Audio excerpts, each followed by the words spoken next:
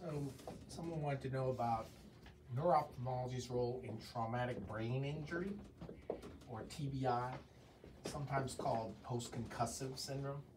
And obviously in the acute setting, we want to make sure that there aren't any active neuro-ophthalmic problems like traumatic optic neuropathy or diplopia from ophthalmoplegia from the trauma, or any of the other sequelae that could affect the afferent and efferent pathway on the neuro-op service.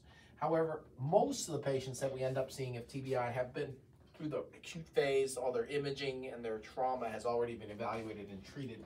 And so what we're seeing is the chronic TBI patients. And those chronic TBI patients have very nonspecific symptoms.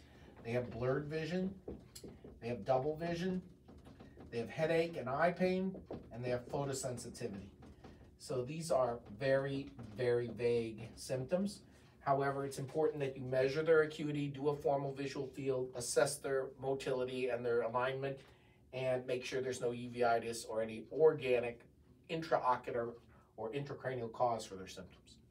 If the exam is normal and their imaging has already been performed for the acute setting, then you still end up with these people who are complaining and have symptoms, but they're from the TBI. And that's because you've had disruption of the neural network, and so there's no specific one lesion here. The most common thing that we see for the double vision is convergence insufficiency exotropia. That's going to be defined as an exodeviation that's worse at near and they're straight at distance.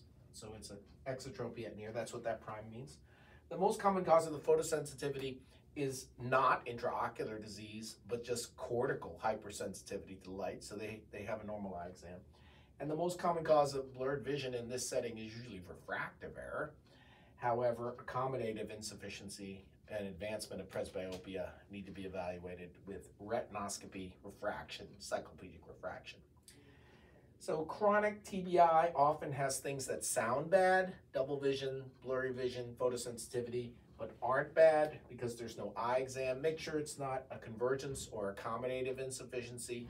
If you have normal exam, the imaging study was already performed, they did not have traumatic optic neuropathy or traumatic ophthalmoplegia, then we're going to blame the residual symptoms on TBI, and those people need rehab, visual rehab. So that's usually going to be a combination of multidisciplinary OT and OD-VT, which is vision therapy. And that's just to help them get used to the injury. It's only time's going to heal this.